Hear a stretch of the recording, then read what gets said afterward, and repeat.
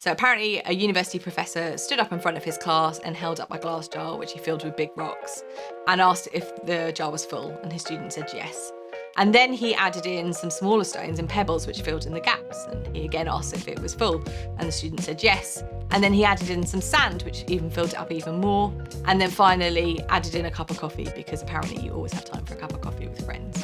This is a really helpful concept because sometimes we fill up our jars with sand. That might be emails, social media, like scrolling, like things which aren't really productive. So the idea of putting your big rocks in first and then filling it up with those times helps you to prioritise.